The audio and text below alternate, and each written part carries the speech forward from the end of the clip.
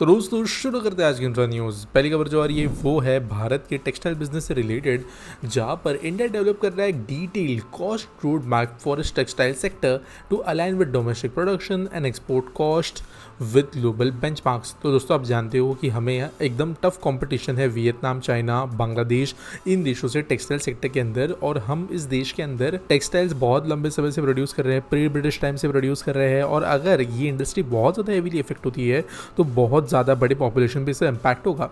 अभी बांग्लादेश का जो इशू है वो कहीं ना कहीं सॉल्व हुआ है, लेकिन बाकी कंट्रीज़ के साथ में भी इंडिया कंपिटेटिव हो, इसके लिए जो करंट ये $40 बिलियन की इंडस्ट्री है उसको $100 बिलियन तक लेकर जाने के लिए गवर्नमेंट ने डिसाइड किया है कि वो next gen textiles, textile based startups, design houses, इन सब चीज़ों को सपोर्ट करेगी ताकि ज़्यादा बेटर यील्ड आ सके, ज़्यादा बेहतर कॉस्ट हम दे सके दुनिया को, ताकि हमारा एक्सपोर्ट बढ़ सके। अगली खबर दोस्तों जो आ रही है वो है न्यू गुरुग्राम और द्वारका एक्सप्रेसवे के सेक्टर से रिलेटेड है, जहाँ के कई रेसिडेंट्स ने मीटिंग की है गुड़गांव के एमपी और union minister of state Rao Inderjit Singh के साथ। और इन्होंने कहा है कि दिल्ली एयरपोर्ट मेट्रो लाइन का एक्सटेंशन किया जाए, एक्सपेडाइट किया जाए द्वारका सेक्टर 24 के आगे भी।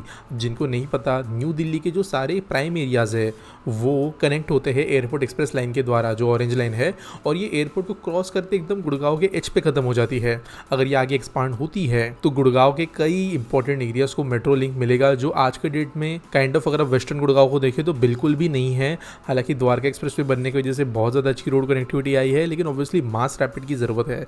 तो देखते हैं, यहाँ पर एमपी ने जो है अश्योरेंस तो दिया है कि सेंट्रल लेवल पे इस चीज़ को रेज किया जाएगा, लेकिन चीज़ें अगर सही जाती है तो गुड़गांव के अंदर ऑरेंज मेट्रो लाइन का एक्सटेंशन देखने को मिल सकता है। अगली खबर दोस्तों और ये इंटरनेशनल कंटेनर ट्रांसशिपमेंट पोर्ट से रिलेटेड, जो कि बनने वाला है ग्रेट निकोबार आइलैंड पे। तो आप जानते हो भारत की प्रायोरिटी पर ये प्रोजेक्ट है। डिफेंस के हिसाब से, हमारे जियोपॉलिटिकल सिक्योरिटी के हिसाब से बहुत ज़रूरी है ग्रेट निकोबार आइलैंड प्रोजेक्ट। और इसी के अंतर्गत जो फाइनल प्लान है वो बन गया है, जिसे अब फाइनली सबमिट कर दिया जाने वाला है सेंट्रल गवर्नमेंट के साथ। वैसे प्रिंसिपल अप्रूवल पहले भी मिला था, लेकिन ये फाइनल अप्रूवल होगा, जिसके बाद में जो मॉडल बना है प्राइवेट पार्टनरशिप में चीज़ों को बनाना, वायबिलिटी गैप फंडिंग को पूरा करना, 44,000 करोड़ जो लगने वाले हैं पहले 11 मिलियन टन कैपेसिटी के लिए, उसको अरेंज करना, ये सब चीज़ें अप्रूव होने के बाद में हमें टेंडरिंग वाले काम नजर आ सकते हैं। यानी कि एक्चुअल टेंडरिंग और कुछ जो परमिशंस वगैरह लगेगी एनजीटी वगैरह की, उसके बाद में पोर्ट बनता हुआ नजर आएगा।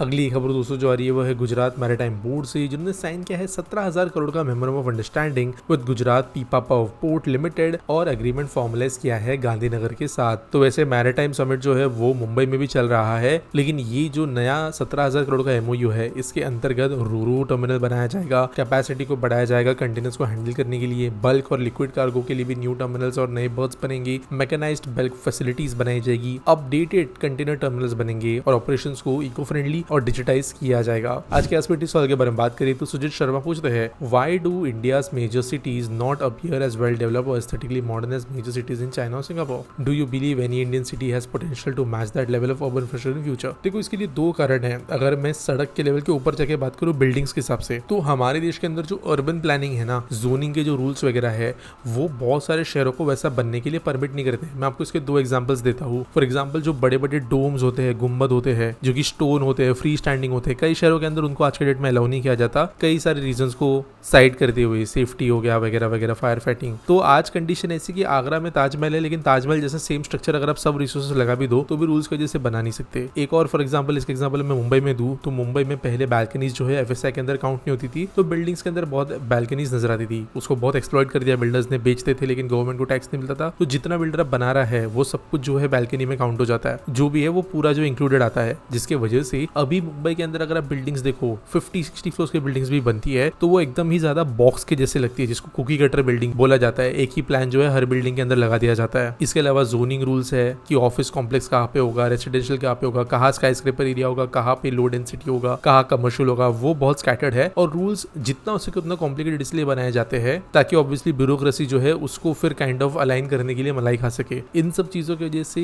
जो प्राइवेट डेवलपर्स की तरफ से डेवलपमेंट होता है वो बहुत मुश्किल हो जाता है। अभी नीचे की बात करें तो हमारे यहाँ पे देश में नॉर्मल रोड पे एनक्रोचमेंट्स हटना, रोड्स को क्लीन होना और रोड्स का स्टैंडर्डाइज्ड इवन होना, यानी एक ही चौड़ाई का रोड, एक ही चौड़ाई का आगे बढ़ते जा रहा है, जिसपे proper marking, footpath, drainage, sewage, wires ऊपर नहीं लटकी है, तो फिर वो लेवल जो है बहुत ज्यादा दूर नहीं है मैच करने से। लेकिन ओवरऑल जो एक काइंड ऑफ लार्जर व्यू में देखे तो जोनिंग लॉज बहुत बड़े लेवल पे चेंज होने की जरूरत है। उम्मीद करता हूं आपको सवाल का जवाब मिल गया होगा। आपके पास कोई सवाल है, आप कमेंट्स में मुझे पूछ सकते हो। मिलेंगे अगले वीडियो में।